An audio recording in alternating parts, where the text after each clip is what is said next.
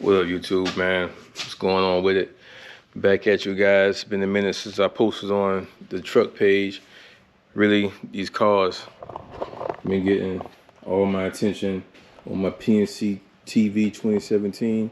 If you like cars and like anything about cars, car shows, showing how to upgrade your cars, things like that, you go over there and check me out. But yeah, right now I want to talk about double brokering. So I had a situation. About a few months ago where I booked a load, and it wasn't. Typically when you go on a board and you find a load that's too good to be true, then usually it's too good to be true.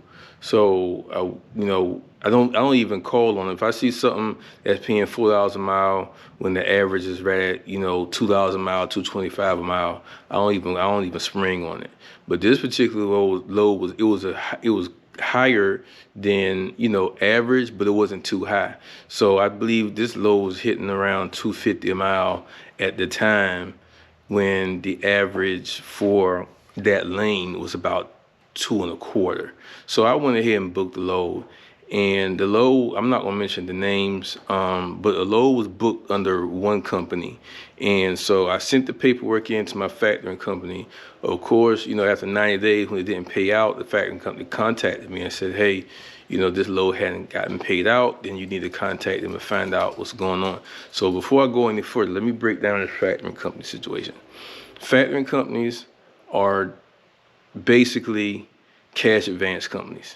They don't offer any protection whatsoever except in worst case scenario. What I mean by that is, if you do a load for a broker and the broker refuses to pay you, then the factoring company won't cover that, right? Or you book a load with a broker and the broker short pays you. Factoring company doesn't eat that either. So that's going to be a charge. Those two situations are going to be a charge back to you. Now, the only time that they'll sell you non-recourse or recourse factoring. So when you buy the non-recourse factoring, or you sign up for the non-recourse factoring, well, the only thing that's not really non-recourse is if you're in a situation where the brokerage goes out of business and files bankruptcy. Now, if that happens, then the factoring company eat it, but that rarely happens, right? What happens more often than not is you get charged back, or you get short paid, or you have a broker that just decides that they don't want to pay this load. That happens more often than not. And when that happens, then the factoring company does not eat that. They charge it back. So everything that they gave you up front, they will come back and get that on the back end. So that's how the factoring companies really work. But they'll sell you non-recourse like, oh, you don't have to worry about nothing. It ain't really that. So just look at it. I mean, they're good. They're a good product. I mean, if you need to have your money today versus waiting for a net 30, net 60, net 90, they're good for that, because you can get your money the same day in most cases.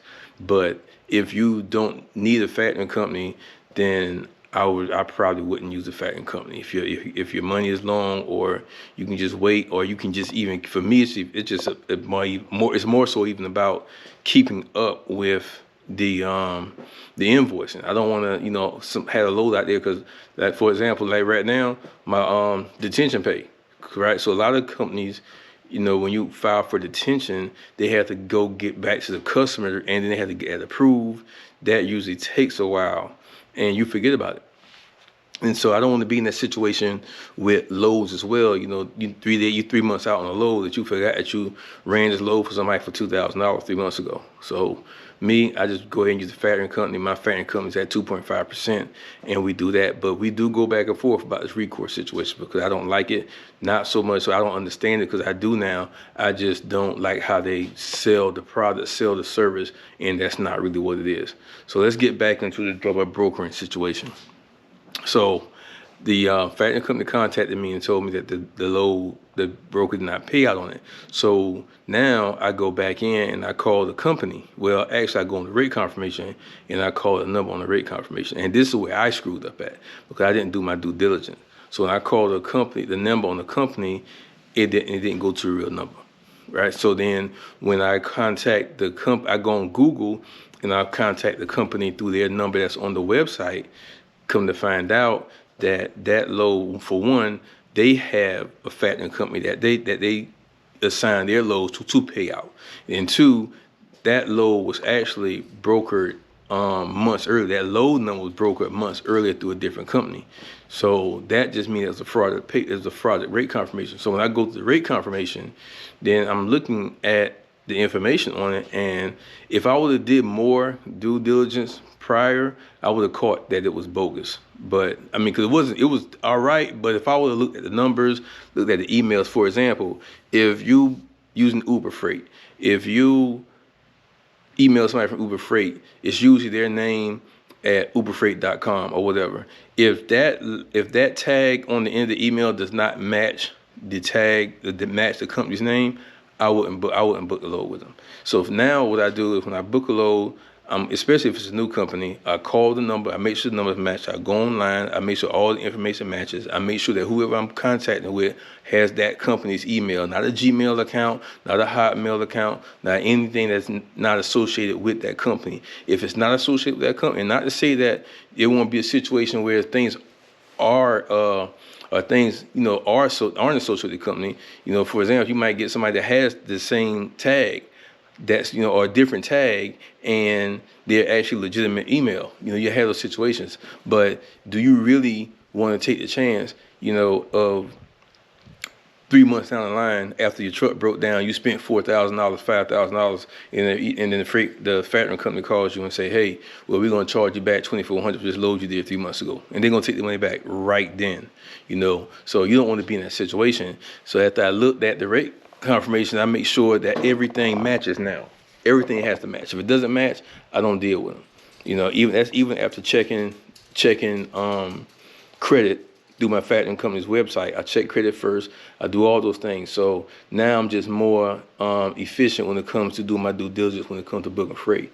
So after I found out that was a bogus company, I talked to a few people. There's a couple options you got, but the options I did, and I'm gonna put her name in the comments.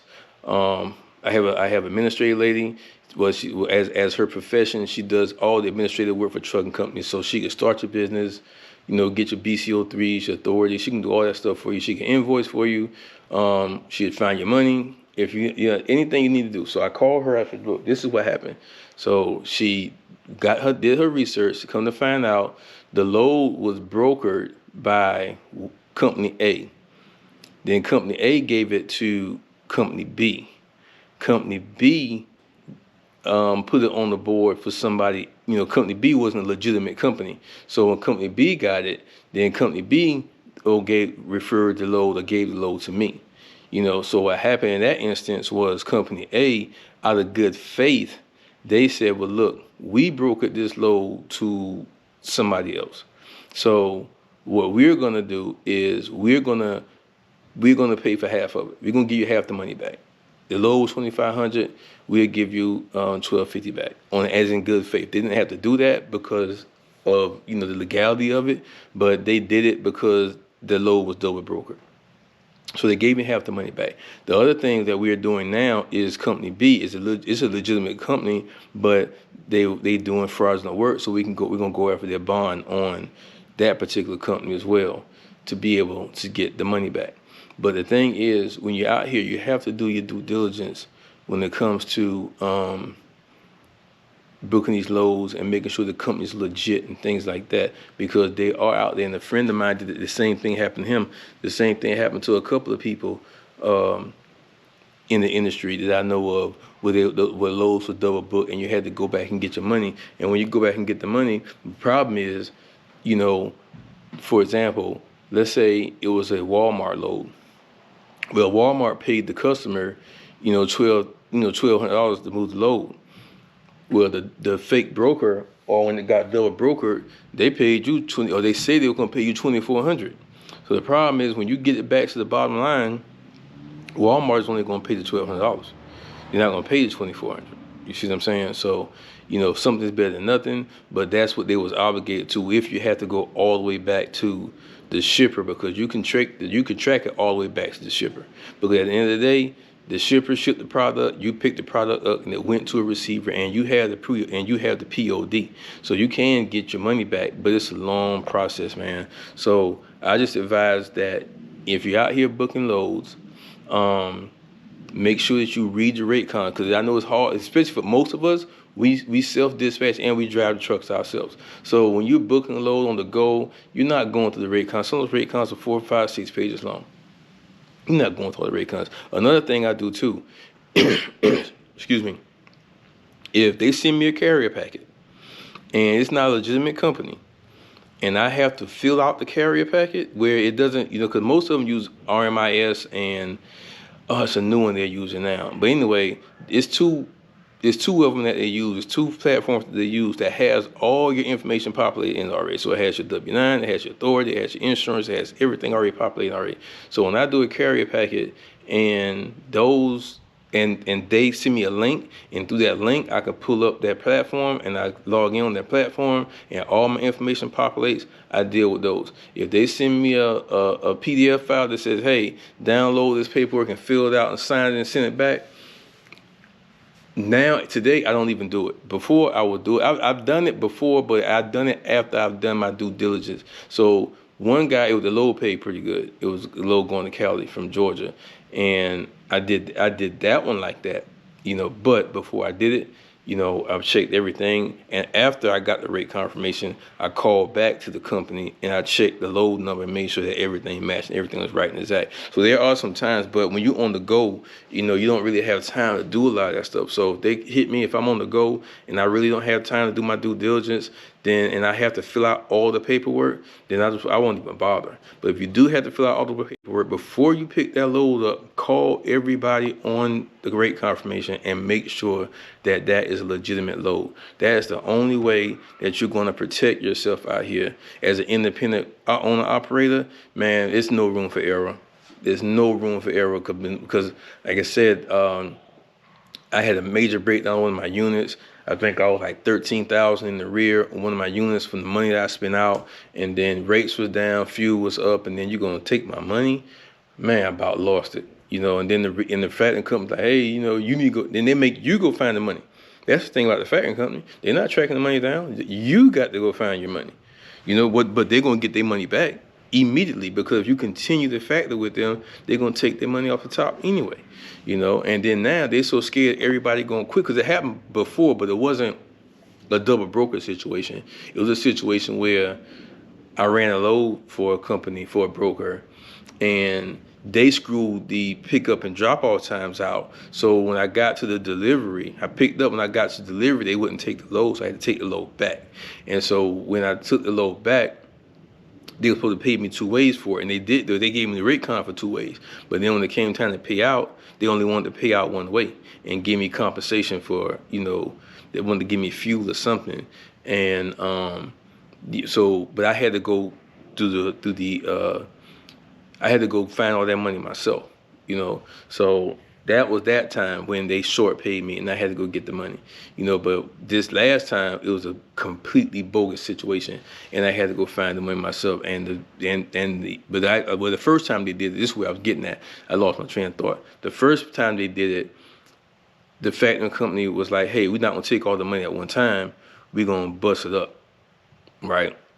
This particular time, they was like, you know what? Y'all subject to quit or fold y'all company at any given time. We need our money right now. So they did break it up a little bit, but they took I believe it was 25% of each load of each invoice that I sent in, starting immediately. It was supposed to be a grace period, but they started immediately, and they took the money back, which was, it just put me my back against the wall. But I was able to get around the corner with everything I had going on, because I've been doing this trucking thing for a while, so I can make it work. But I just want to let some of you guys know that if you're out there and you get a load double book, and you don't get paid, or you don't send you your invoice and you don't get paid, or the factoring company charges you back, there's a remedy for that. And again, you could do it yourself. You can go back and you can back trace everything to, because all you gotta do is call the shipper and find out who they paid to move the load. And then when you call them, you know, they'll tell you what happened or who they gave the load to if they got double booked, So you can chase the money down, but it's hard to chase the money down when you're running your own company. You're running your company, especially if you're on operating, you're driving, you don't have time for all that. But I got my lady, Miss Pope. She's good with that, and she does more things than just find the money. So I'm gonna be putting her link up in here, or putting her information in the description, and you can contact her if you have this issue with the double brokering, or if you just need somebody to do your administration, your carrier package, invoicing, things like that.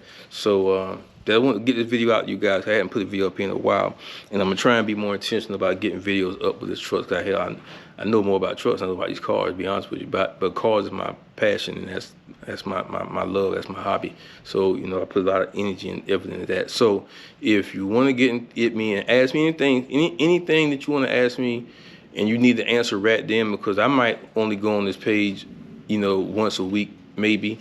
Hit me at TCJ Transportation LLC on Instagram, and I usually get my notification for there because I'm always on Instagram, and I'll get back with you guys and give you guys the best advice I could possibly give you. So I appreciate you guys for rocking with me, man. We're gonna turn this channel up, man, and I'm out.